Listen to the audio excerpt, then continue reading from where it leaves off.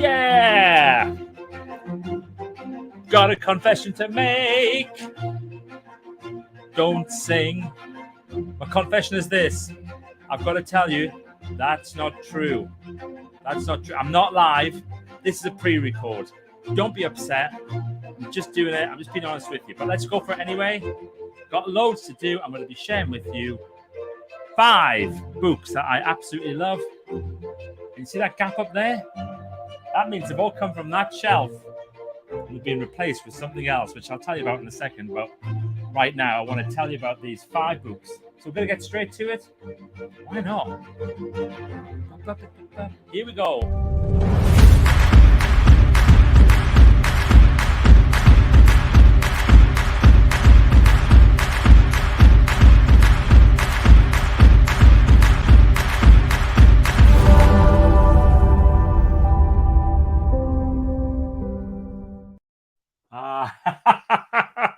Will I ever get tired of doing that? Probably not. I know. So welcome everybody to Magic Monday, but not live. It says live, but I'm not live. This is a pre-record. I'm recording this on Sunday night, and also it's my wedding anniversary. Yes. So Christine's given me a little glass of something. You're watching this on Monday lunchtime, and you're wondering what's he up to. Anyway, I just want to share with you 5 books that I have absolutely loved. I've left my emails on, so we're getting interruptions. Let me turn that off. That's bad, isn't it? Turn that one off. Turn that one off. I'm recording it as if live. That's the only way to do it. And because this week is my last ever Write That Book program. It's going to launch later on this week. We've got the challenge starts next week. The pop-up group opens on Thursday.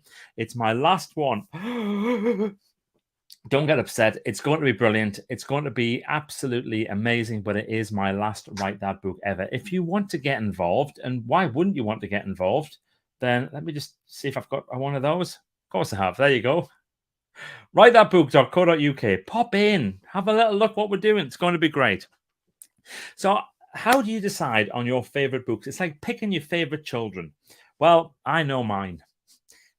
My favorite books, not my favorite children. You're not going to catch me out with that. But you know who you are. And the first one I want to talk about is this book here. It's called Certified. It's by Roger Wilson Crane. He blew my mind with this. This is a whole new way of writing an autobiography. It's an autobiography with a bit of fiction thrown in.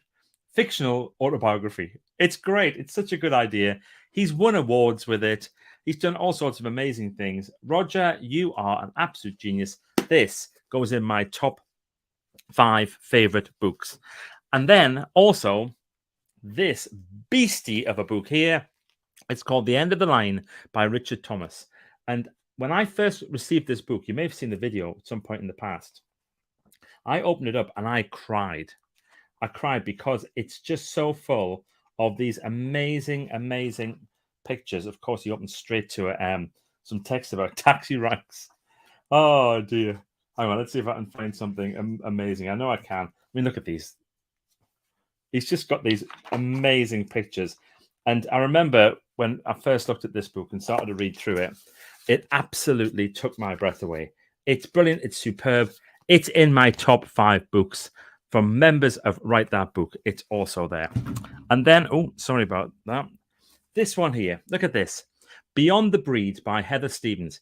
I spent some time with Heather Stevens at the weekend. We had a little get-together. Members of Team 17 and members of Write That Book got together in Edinburgh. We had fish and chips. It was brilliant. And I talked to Heather about this book and about the difference it's made for her life and the difference that it's made for her business. This is a specialist book. There's no doubt about it. It's a real niche. It's for people who are dog trainers mainly, but anybody who loves dogs would get something out of this. It's such a clever, brilliant book. And I don't own a dog, and I'll be honest, I'm not a big fan of dogs, but the book's brilliant. So Heather Stevens, you get into my top 5 as well. And then look at this. Energy Aware by Ildiko Spinfisher. This is so wonderful. Live a life of no mistakes. Ildiko, honestly, every other page in here, you go, whoa, no, yes, I felt that. I know that. And she explains why. And it's all about using energy. And that's why this book goes in my top 5 books. And while we're on books that make you go, oh, what are books that make you go, yeah? Happy Inside and Out by Andrea Ince. A wonderful, wonderful personal development book. Some things, look, see already, you see this, see those little bits of paper? That means I'm finding stuff that I'm going to use. People say, where do you get most of your material from? All around here. That's where I get it from. And stuff like this. Andrea created this wonderful, wonderful book, Happy Inside and Out, classic, brilliant personal development. And so let's go into some of the fiction books. Top 5 books definitely has to have Wild Egg in it by Jennifer Flint. Every time somebody mentions this book, I always say it's got the best dialogue ever. The dialogue is fabulous. You get completely enthralled with the different characters and how they talk and how they communicate. It's so good. And yeah, Wild Egg, Jennifer Flint, definitely in my top 5 books, along with a couple of other fiction books here. This one, Jackfruit Treasure Trap, hardback edition by Matthew Bird. It's a proper, you won't mind me saying this, swashbuckling adventure. Really clever. He writes in such a way that you hate some of the characters so much. You almost feel like spitting at the page. There you are. There's a review for you, Matt. Some of the characters will make you want to spit at the page. It's very, very good. And this one by Jill Morris. This is called The Big Fix. And The Big Fix is, it's got a football-y theme running through it, but it's not about football. It's I won't tell you what it's about. It's just really good. This is, for me, a wonderful holiday book. I read it and just found myself, when you want to make an excuse not to be around other people so you can pick your book up, it was one of those. And there's a scene in here, and it's the basement scene. I'm just going to say that. And for those of you who've read it, you will know it is proper reading. So that goes in my top 5 books from members of Write That Book. And then, of course, I've got to have Thrive by Dean Colson. So Dean does these wonderful, wonderful Wednesday sessions, a Wellness Wednesday on how to be brilliant. And every single time he gives great value. And this is it's like the book version of it. He goes so into every single area of health, physical health, emotional health, what to eat, what to drink, what to do, how to exercise. It's just everything is in here. And it's the jigsaw on the front: emotional, physical, mental, and spiritual. This is Thrive. This is brilliant. This is the book where, if you had to get one book about great lifestyle, what would it be? Well, it would be this one. So that goes in my top 5 books as well, along with the Science of Business by Justin Turner.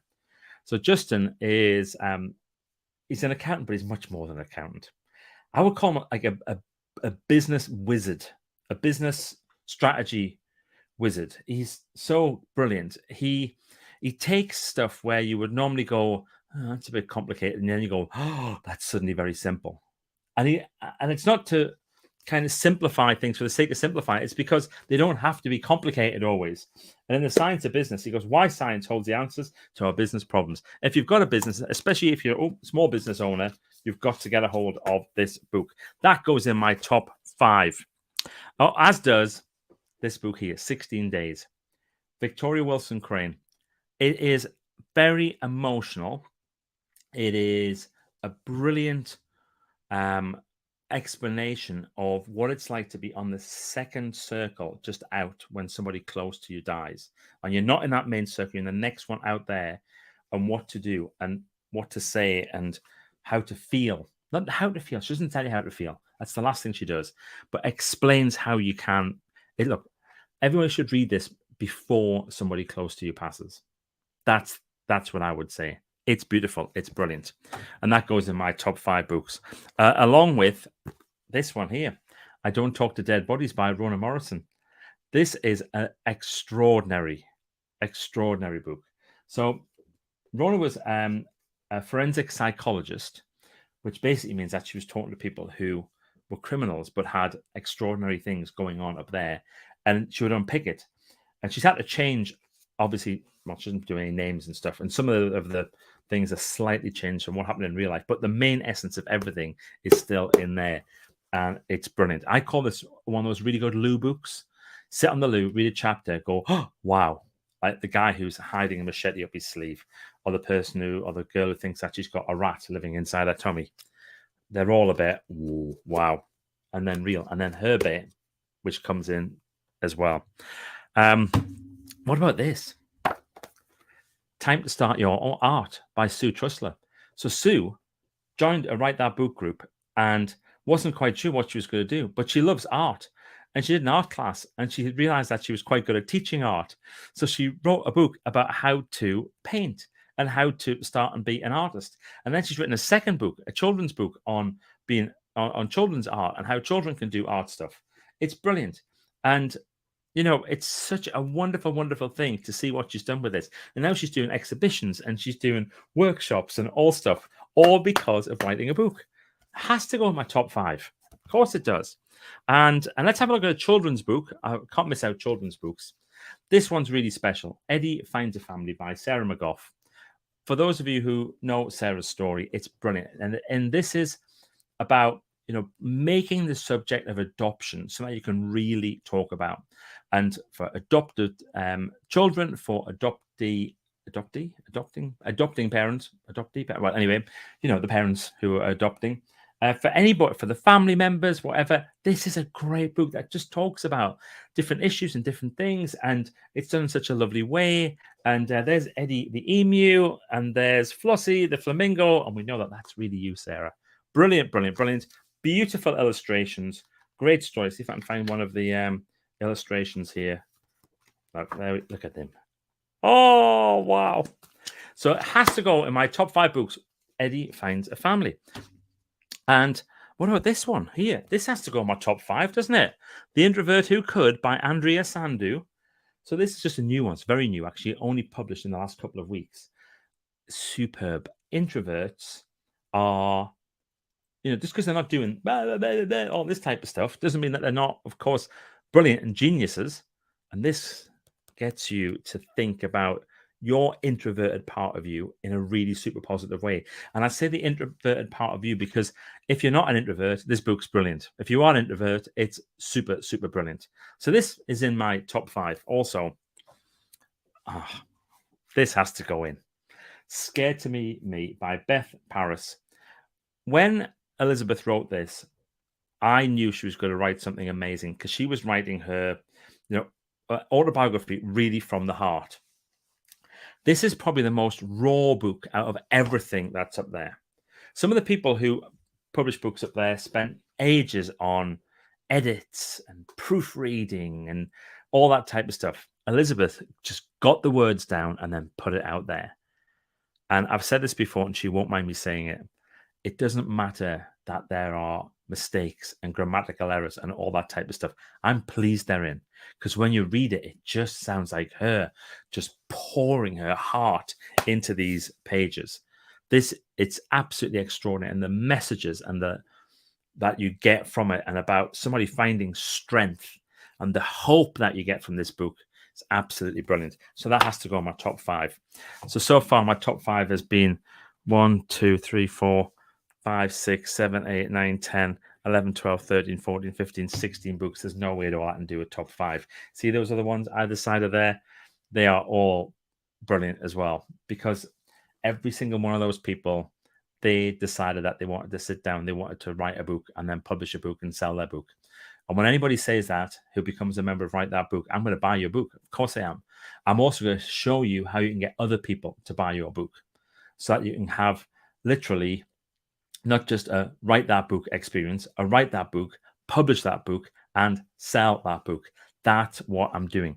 And I'm doing it one more time. Let me just put up the link here just so you can see it. One more time. The very last ever Write That Book pop-up group and challenge starts this week. The door. What? That's crazy, isn't it? Yeah, just £9. But I want you to think that at the end of the day, the most important thing is I want you to go away from this experience thinking, yeah, I can do that. I can do it. I could be like all of these other people like Beth and, like Ildiko and like Heather and everybody else, and thinking, I can do it. I can write that book. I'm going to talk about this constantly for the next 2 weeks. So if you don't want to hear about write that book, I'm sorry. I'm passionate about it. And when somebody's passionate about it, they have to talk about it. Otherwise, they'd be doing it a disservice. So come on, folks. It's time. Write that book. See you next Monday. I'll definitely be alive next week. Promise.